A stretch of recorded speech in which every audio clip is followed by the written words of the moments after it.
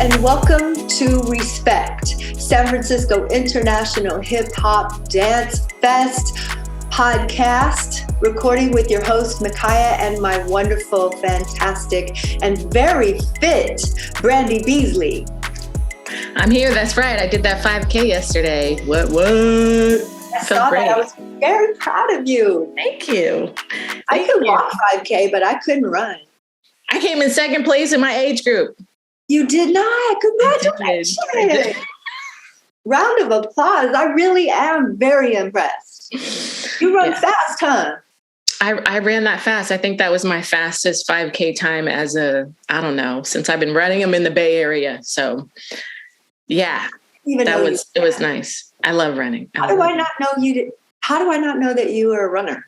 I don't know. Because it's dancing and running. Like they just, I don't know. They can be taking over. I don't know. I'm an undercover runner, I guess. Yeah, that's okay. Anyway, we are getting closer and closer to being back live at the Palace of Fine Arts with the San Francisco International Hip Hop Dance Fest. And we are overjoyed. What else? Thrilled. Elated. Excited. Can't wait. Picking out outfits. All of that, earrings, nail polish. Yeah, my dancing shoes. All of the things. We are so happy to be hosting human beings that are full of talent and inspiration that are coming from all over the world to perform for us, the Bay Area. Again, after 2 years of having virtual performances, and I always have to say those virtual performances were stellar.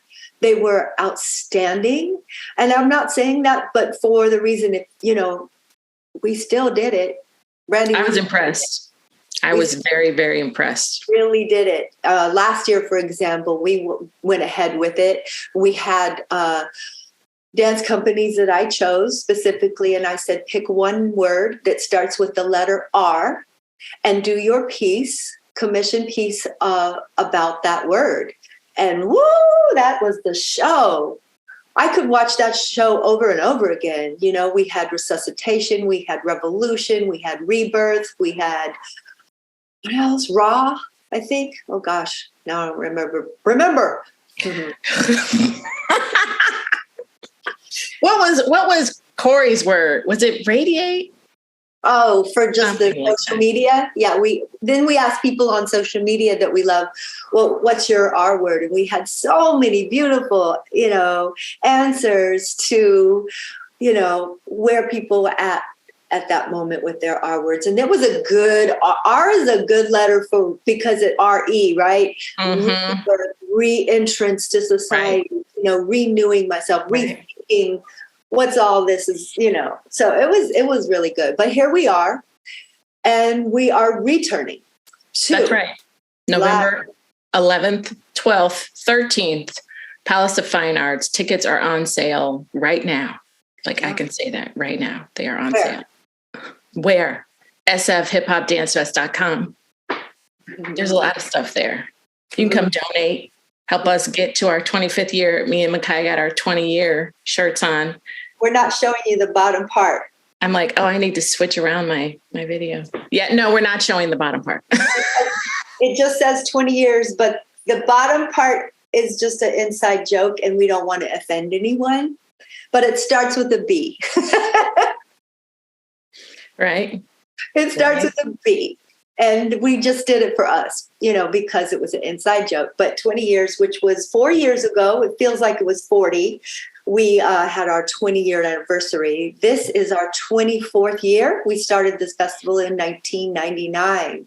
And like Brandy said, you go to SFIHHDF.com and get information about the shows, and also our kickoff event on November 3rd, which is going to be a hoot and a lot of fun. And come and show your love. It's called One Love. And you can see all of that stuff at that website. And you know what else? An interactive mural, right? Oh, yeah. At One Love, plus the movie premiere, the documentary, yes, Juggernaut. Juggernaut. Great word. And prize. Now we're getting the list of what raffle prizes we're going to have at the One Love event on November 3rd. And it's like kabuki spa and all kinds of dance class packages and experiences. So you can come through and end up with like, bags full of stuff. Oh, and then we're also honoring 3 people who are getting awards. We give out awards every year to different key people in the Bay Area community, or specifically to the DanceFest community. And this year we are honoring Tracy Bartlow. We are honoring Eric Baca and Noel Berrien and his husband, Rob Leonard. And we love them all so much. Yes, they're all super, super important people. But you know what else you're going to see if you go to the DanceFest website? You're going to see a beautiful poster. Oh, that's right. I almost forgot. That's so funny. Yes, the poster with our peeps that we're interviewing today represented there. Yes. Okay, so do I get to go into my gush now? Oh, gush it. Gush. So there's so many things I'm excited about for this year. I'm really excited about this. So today, Micaya gets to spend a little bit of time on the other side of the mic because we are going to be talking about TurfForce, which is a collaboration between TURFinc of Oakland, California, and SoulForce Dance Company of San Francisco, California. So we have Johnny Lopez, aka Johnny 5, founder of TURFinc, and Miss Micaya, founder of SoulForce Dance Company. So there's 4 dancers from each company, and they came together, and this resulted in a conjoining, I love that word, that led to a deeper understanding and education of dance forms and practices among the dancers. And so that sharing and learning was a conduit to the piece evolving into this eclectic mix of choreography, including turfing, tutting, hip hop, and then also some freestyle, and then video documentation by Javier Ochoa. So I'm super excited to see that collaboration. So let's get into who's this on the other side of the mic? Miss Micaya. So if y'all don't already know, Micaya is a dance instructor, a choreographer, and a producer extraordinaire. Okay, so she's been trained in so many different diverse dance forms and incorporates that all into her choreography. Since 1993, she's been putting on, producing, curating hip hop shows here in the Bay Area. She was nominated in 2012 as Best Dance Teacher in the Bay Area by the Bay Guardian. So, I mean, just juggernaut. That makes sense for you too. Yes, ma'am. You know it. Yes. And then we also have Johnny Anthony Lopez, better known as Johnny 5, who was born right here where I am, Oakland, California. And he is a Mexican Latino professional turf dancer. He has an exciting yet mesmerizing, introspective dance style. So it's turf, also known as street ballet. And so his dance interpretations, along with his encouraging demeanor, so important with, when you're encouraging with students and audiences, allow him to challenge the status quo. And so years of experiences as a dance instructor, as well as coordinating dance shows, battles, and performing for a variety of different crowds and artists make him a poised and well-rounded dancer and instructor. Welcome, Johnny 5. What up, everybody? Excited to be here. Beautiful people. Brandy, Micaya, what's up? Welcome. Welcome, Johnny. Thank you for being with us today. You are the first person on Respect that can really talk about turfing and give some education. So first of all, a little bit about what you do, but more specifically, we want our listeners and us to get some education about the history and the culture of turfing. Got it. So first and first, my name is Johnny Lopez. I go by Johnny 5, founder of TURFinc. I represent a dance style called turf dancing that's based out of Oakland, California. And it was introduced by me by the urban youth here in East Oakland that started back in the early 1999. I would say a little bit early in the Mac Dre era. If people are familiar with Mac Dre, he's the godfather of the hyphy movement, something else that you guys might want to search online. But yeah, so turf dance really hit it up in the early 2000s. Then I picked it up in 2012. Ever since then, I just been pushing turf dance into like venues and spaces where back in the days, people did not respect us at all. So I had to push barriers, doors down, and now I'm right here working with Micaya and at the Palace of Fine Arts. So if that gives you a key, that means I've been in other venues, I've been in other festivals, and now people are respecting our art and craft. That when you said, I'm trying. I got so excited. no, I'm glad. It just struck a nerve with me when you said that your dance style, form, and culture hasn't had its respect, and you've had to break down, a lot of barriers and doors. I feel like I've done the exact same thing. I think for you and I on that path, you and I have a lot of parallel lives with that. So that just struck something in me, because I think a lot of times you and I, especially recently, have found how different we are. And we're always like, wow. But that's one thing that we definitely have alike. So you're saying that TURFinc started in Oakland by Oakland youth. Can you go elaborate a little bit more, and how did you capture it? So in the early 90s, before that, we have also Boogaloo. It was created in Oakland. So a lot of the parents or uncles or grandparents were dancers then. So a lot of turf dancers at that time, they picked that up. But see, we gave it the little twist with the whole hyphy movement. So we mixed a little bit of Boogaloo with going dumb, getting hyphy and all that. And so that's when they created the style. So in 2000, we didn't have a name. We used to call it gigging, mess with it, hit that. Can I curse? A little. So we had a lot of terms where, so people, we already knew what it was. So then we had one of our friends that moved from LA to Oakland. His name is Jarrell Bay. He's the one that gave us our name.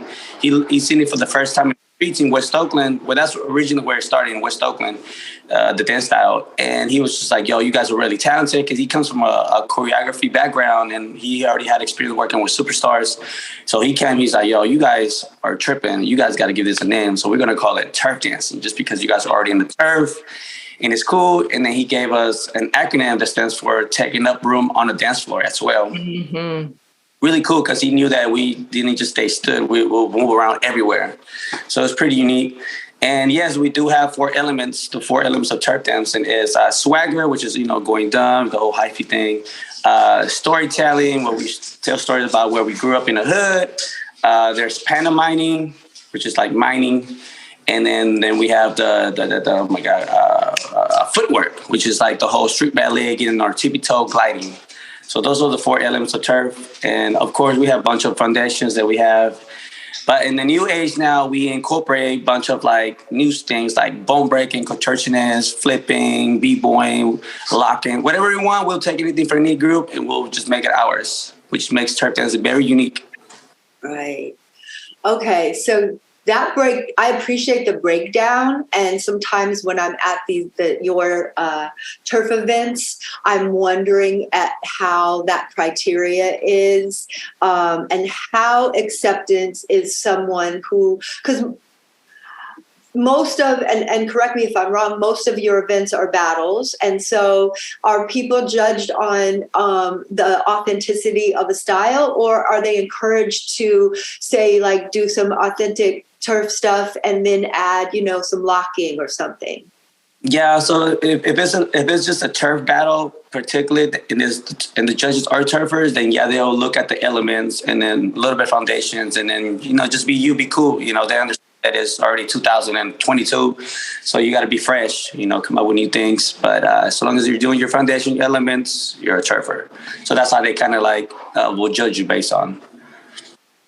Okay, and so most of the events that you do are battles, though, right? Battles, but since day one in 2012, when I first did my first event, I remember then the turf community and all the other dance style communities, we were segregated back in the days. So something struck me, and I was just like, I don't like that, because I've always been a people person. So I was like, why not invite a popper, a b-boy, a Vogue, whatever it was.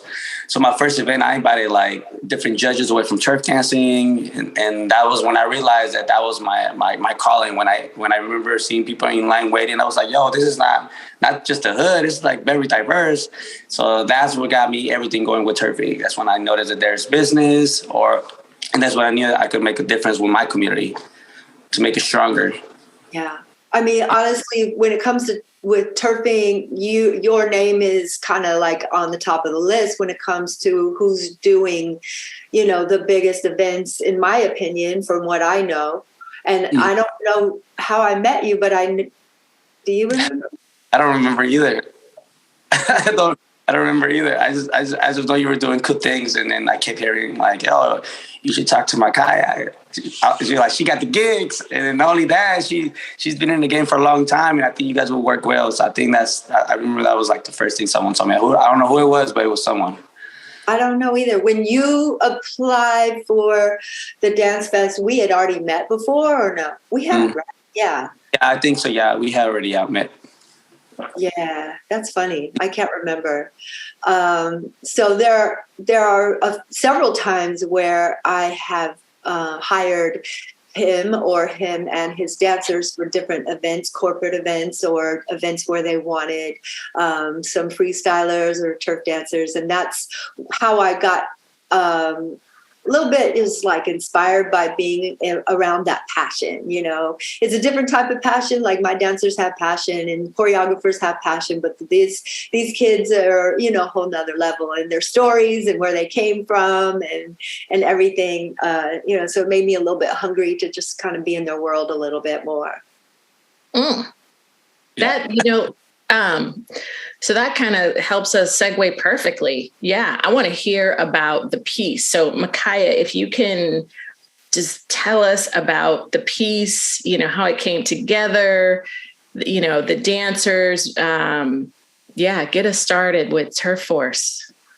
Well, back in very beginning of 2020, I was introduced with the possibility of this collaboration grant by the Creative Work Fund. And I was told that the grant could be with someone local that I would create a piece with.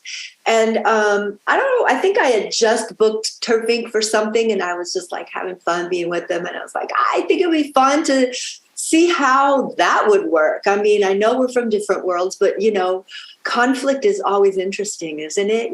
Like you always watch a movie and you're waiting for like that conflict, like the book, where do we get, if it was just like everybody was happy and everything was great, nobody's going to watch that movie.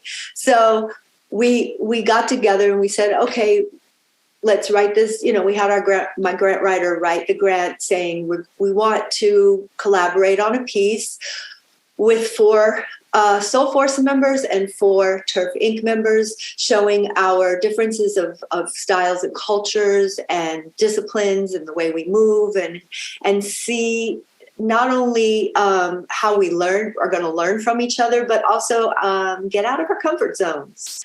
And we got the grant, and then we were supposed to create this piece last year, and we had to postpone it, of course, because of pandemic. And so then we started on it this year.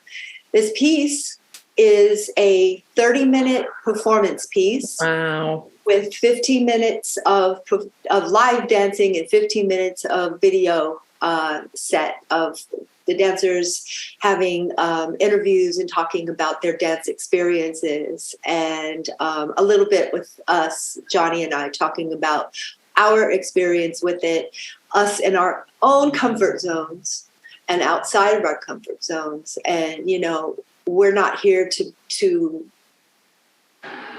at all be inauthentic.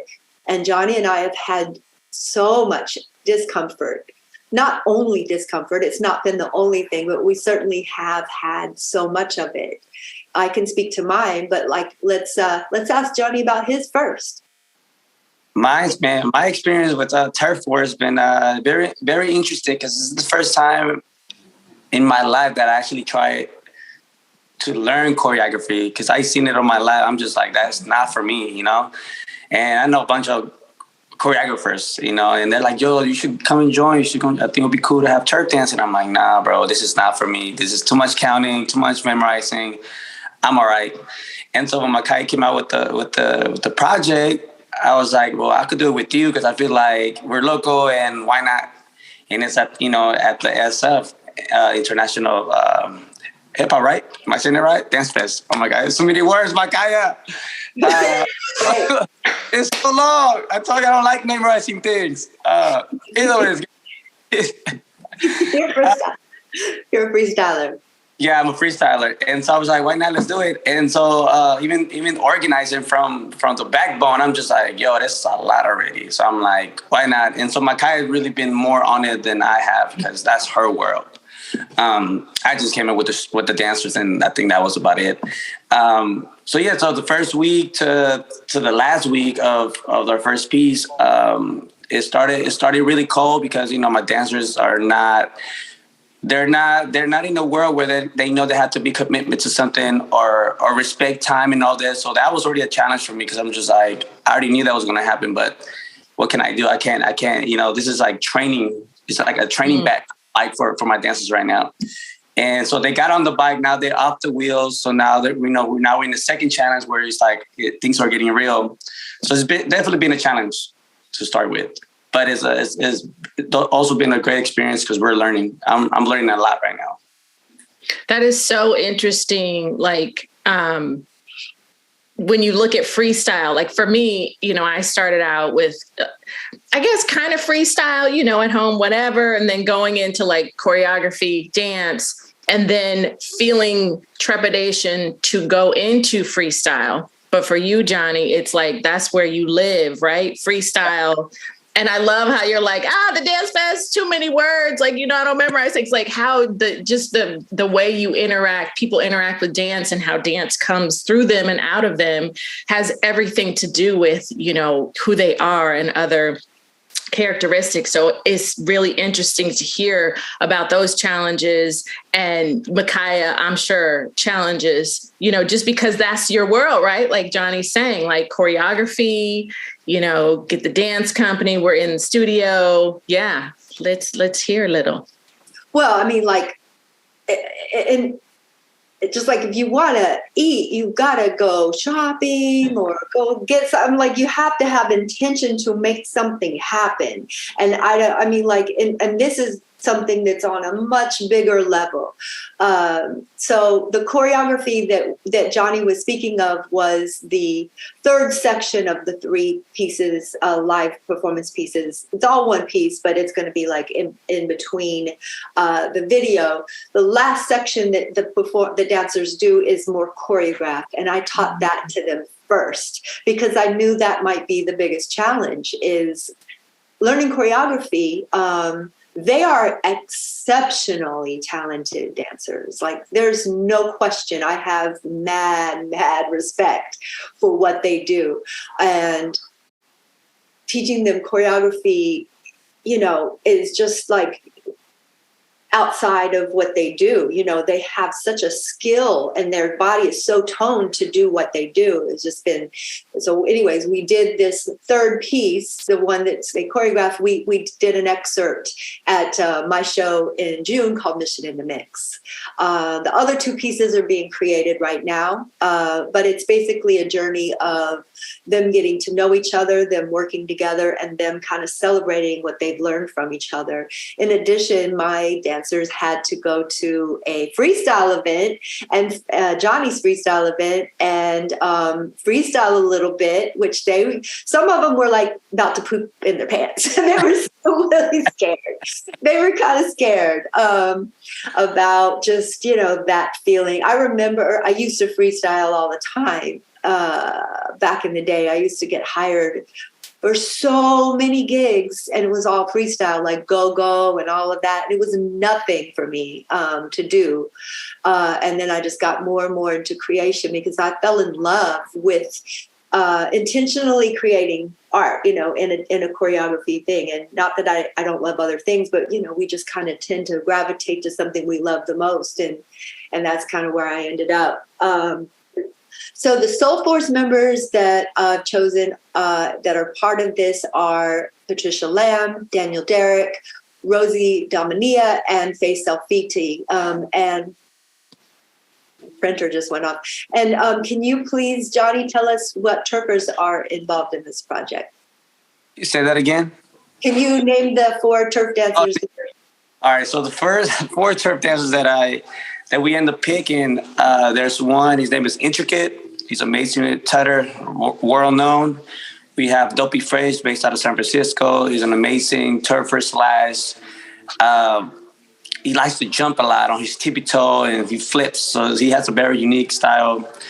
Then you have Tay. We have a lady representing the turf ladies, based out of San Francisco. And then the last one, he came through a long way. He goes by the name of Link, and he's based out of LA, and he just moved to Oakland to get more into. So those are the 4 turf dancers. Yeah. And all of those dancers that were just mentioned are on the cover. The covers, the poster. And, we're starting to see it on social media. So the poster, all the social media, all of the San Francisco International Hip Hop Dance Fest promo material. So that's really exciting. And of course, I can't wait to see all the gear too. I love the colors right now of the poster and just the way that it's set up. It's beautiful. That's so awesome. Mm-hmm. By the time this podcast is aired, I'm sure we'll have it. I could have, shown it to you, but I'm sure it'll. Kevin, with his magic, will put it up digitally. It's beautiful. It really captures the essence of TurfForce and what they are together. We're still learning. Like he said, the training wheels have come off a little bit. Right now we're in more artistic stages of conceptualizing, and that is still time consuming. It's a different experience because conceptualizing means more experimentation. As you know, Brandy, experimentation means trust me that I'm going to say something and you're going to try it. And if it's stupid, that's okay. Yeah. We don't have to keep it. But if we don't try it, then we won't know. And it means everyone has to creatively feel safe to do whatever and then try things. And then sometimes the greatest and most brilliant idea will come from some little exercise. And it's all out of conceptualization. And that's where we're at right now with the other 2 sections. And we just got started with that. So we are in, the midst of it. And we are performing Program A in the SF International Hip Hop Dance Fest, which is Friday night, the 11th, and Sunday matinee, the 13th. And then Program B is Saturday, the 12th, and Sunday, the 13th, the 5:00 show. That's a completely different program, but I am going to tell you right now, I gave you all some good stuff on that one too. So I encourage you highly always to see both programs. It's like, come to the zoo and see the whole elephant, not just an ear. That's a good one. You got to see the tail and the feet. It's just in the trunk, you got People to be like, well, I saw the ear. I saw the whole thing. I know what it looks like. No, you don't. You got to see both for real. The years I've missed a program, I've been upset. Right. Yeah.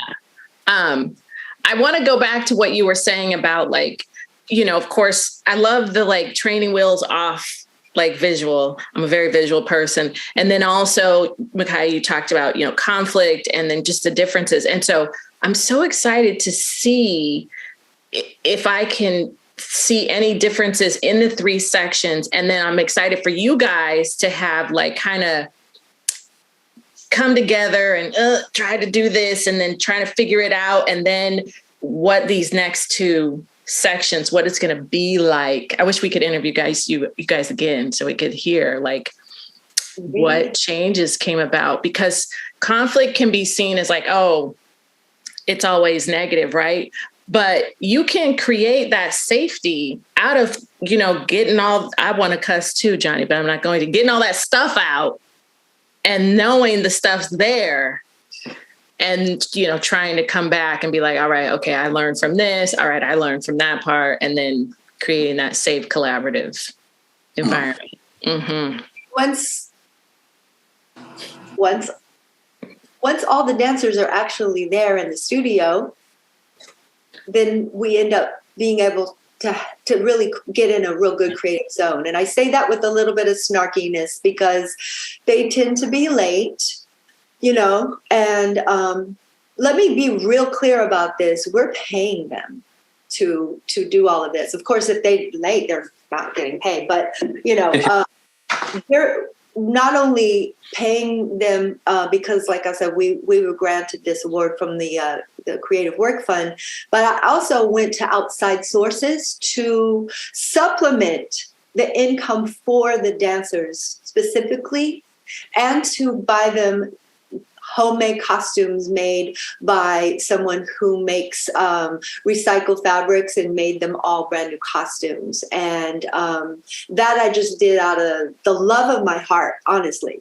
I didn't get paid any extra to do that, but I just thought I really want them to feel valued. And I don't know, I hope they feel valued. Sometimes I question, do they feel valued or do they even value me?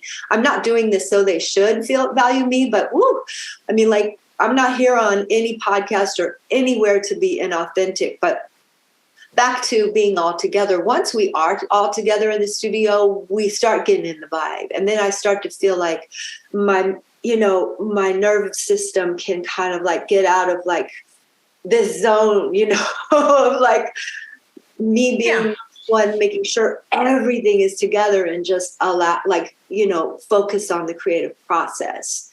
And, I know even the other day when we were rehearsal, Johnny, you said, I don't know how you remember all of this, but I think that, Johnny, when your body is doing something over and over again, your body remembers the thing. And you're kind of sitting to the side and going, how do people remember that? And it's like more muscle memory. Yeah. Well, there's some muscle memory in freestyle too. I mean, with the moves, your body just, if your brain's like, I want to do this move next. Yeah. Your body is responding immediately, right? Yeah. Yeah, exactly. Yeah, that's very true. I don't really practice that like that. I don't really practice, but I do memory. Remember a lot of my moves from since when I was probably 12, 14. It's crazy because even till then I'm still doing the same move and I still get away with it. But yeah, that's memory. Right, because your body just goes into it because you've done it so much. And so then I guess choreography can sometimes feel like a little bit like that, okay, Johnny, no, I'm gonna make you have these moves. And your body is like, I don't know. Oh, it looks easy, but it's not. You know what I mean? It looks easy because they make it look good. And then I think the same thing with freestyle. When you're a non-freestyle, it's wow, you guys are badass. But then it's I can't even get into it. Right. Wow, this is going to be a very, very interesting piece. I cannot wait to see it. I wish I could be a fly on the wall in the studio, but it's a special piece. Yeah, maybe one of these days you could come and sit and watch. I don't know. Yeah. So I have a kind of a last question for both of you, and then we can get into our other fun thing.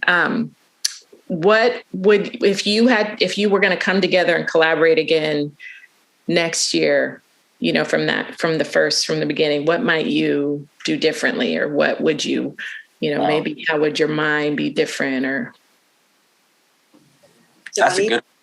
I think for me, I was shorting down the rehearsals for my dance. I'm just thinking for me, I keep telling Micaya, if it was 5 of me, trust me, this thing would have been popping, because I know what it takes to get something done. And I guess for me, when I try to do things, I want things to come out legit. I want people to come back, But I think my dancers, they don't have a background of thinking like that. They are now. They're oh, I'm realizing now. But I'm well, we got to step it up because we're not in our 20s or 15 no more. We're 30s now, But yeah, it'll probably be shorting down like the choreography down.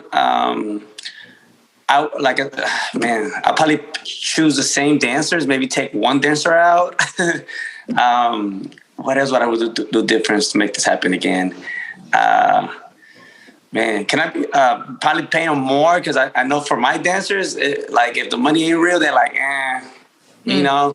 But for me, it's like I look at it more like long term, you know what I mean? And I get that, but they don't get that. They're like, no, I need to get paid now. And I'm like, bro, that's not how it works. Like, please understand this.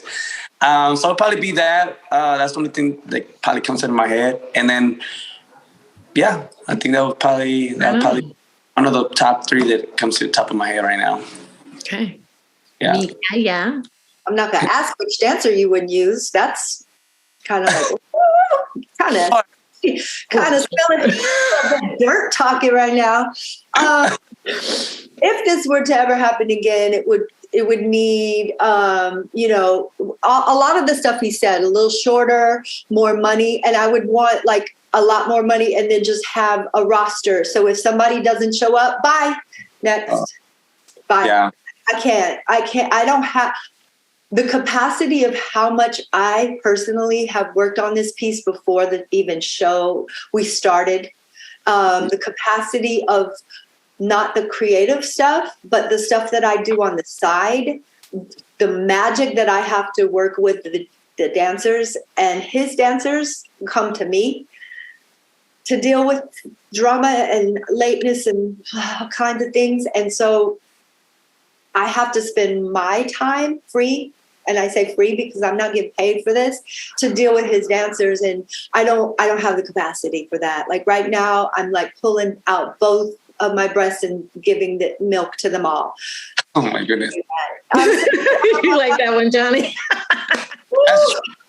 It's funny Micaya says that, because I'm like, Micaya, I'm telling you right now, they it's not that they don't think, it's just that they feel like she's the godmother, you know what I mean? So they're like, she's taking care of all this, so she's responsible for us too. And I'm like, bro, that's not the point. And then, so like I said, they're learning right now. They're learning there because I know all the young choreographers, and they start in a new team. And I'm telling you, I hear them every week, like, yo, I went every day. I'm like, why my dancers can't do that? Why can't they don't get it this commitment thing, you know? And then like you just pop out one day and be like, all right, I'm not gonna go to the next 3, you know, because I'll be fine because I'm a professional street dancer. I'm like, no. So they think like that. They're like, I could pick it up quick. I'm like, it's not about that. It's a group thing, you know? But yeah. No, it really, there can only go so far in what they do. If they want to branch out, just like some of the other dancers that we talked to, like, King Charles, who just exclusively did footworking, and some of the other dancers, like just, Faisal, everybody, they ended up learning how to become a professional and take on that professional, because what is your kids that are not as young as they act, and I love them, but like they're kind of like embryonic when it comes to like just basic like commitments, and it's unbelievable. And I know that I want to hold them up. I want to pull them to the next level, but they've got to want to as well. And and it sounds like they have a lot of comfortability of where they are, at least right now. So if that's where they're comfortable, then that's where they're comfortable. Yeah. That's okay. Yeah. Let them be comfy where they are. They definitely learn. Like I said, this is new to them. So this is the first time I think they ever took a commitment this long, because we're used to just project based, Yeah. And even for me, it hurts me because, there was a lot of times where I'm like, man, I'm missing out on a gig. I'm missing out on a family thing. I'm missing out on this. But for me, like, I get it. And for them, it was just like, it was like, it was hurting them, So yeah, they're learning, but they're coming through little by little. Hopefully they'll get. We scheduled this stuff a year ago. So it wasn't like, oh, guess what? I'm springing this on you. And, like I said, every rehearsal, everything was paid. And, juxtaposition of SoulForce, who's just like everything, and they're there before me, and they have every choreography, and they remember, not to say they're better people or anything. It's just a funny juxtaposition. There's no value put on anything. It's just funny that they're that different. Yeah, big. So let's just drop that and just say, let's continue with this journey and see it to the end. And I'm so looking forward to this magic. And let's get to the silly question jar. Silly question jar. Yeah. So we have a silly question jar, that we made up that we ask you just for the last thing that we do before we go. And let's see. Oh, this is a good one. This is a really good one. We can all answer this. Have you ever had a costume malfunction while you were performing? Oh, wow. I did a Nutcracker once. Was it at the SF Symphony? I got that gig. Didn't I get you that gig? Did you? I think so. I did. I remember that. I remember getting you that gig with the symphony. Was it? Yes. I think so. It might. Yeah, I think so. Yeah. Thank you for that one. Yes. I remember, what was it? Oh, my jacket snapped, so then you understand my whole, my chest hair and all that. Oh, man. They were like, it's that kind of Nutcracker? Okay. I can remember two different things. I was performing one time in LA, and I had those fishnets, really good ones. And my partner got stuck on me. Oh, because those fishnets, they hook onto everything. And I know we had to kind of go off stage, like his arm or something of his glitter or his sequin or something got caught on my sequin, and we end up having to be stuck. And then I remember another time, I think I was dancing in maybe La Cage. I was in a short time on La Cage, and I had this big fake ponytail, and it came off on stage, and I just picked it up and swung it around and walked off stage. Did you have anything, Brandy? You know what? I think being in SoulForce, and even before that, like Mission in the Mix, like Micaya would just drill into your head, like, don't come up here on performance day with no new partio costume that you have never rehearsed in. So like that was drilled in my head. So honestly, the only like malfunction, which really was the same answer as last podcast, that light up costume thing where we're supposed to like thread those LED lights all over it. And we never got to that and just ended up dancing in the white leotard. But yeah, I don't have any. Nope. I have another example of, and it's no, secret because I talked to them publicly. When I brought mop tops out for SF International Hip Hop Dance Fest, it was. Was it that lion costume? The lion costume, Stretch and Moncel, and I forget all the other guy's name, and the girl was Dorothy, the B girl. Anyway, Moncel didn't rehearse with the lion costume head. It was like full on, like lion head, everything. And he'll tell you to this day, he couldn't see anything. He didn't know what was going on. And I was like, there you go. And that's the mop tops. That's like Buddha stretching them, and they didn't rehearse. But you couldn't tell. But you could not tell. Yeah, they still killed it. That was a great Wizard of Oz piece. Man, that was such a good piece. Yeah. Yeah. Well, what should we do? Should we wrap it up, Brandis? Let's wrap it up. Well, we want to thank you all for your time. I want to thank you, Johnny, for your time. And just remember that this is a one-of-a-kind legendary event, unlike any other. The first festival of its kind that honors the artistry of hip-hop dance forms. And it's not in a battle or competition format. And if you want to see it come to 25th year, continue to come and support and give us all the love. I know a lot of people are so excited that we're back. Go to sfhiphopdancefest.com. And get those tickets. And get your tickets. And thanks again to Johnny 5, TurfInc, and Brandy. And we will see you all very soon. Much love and respect. Thank you, Micaya, Brandy. Ciao.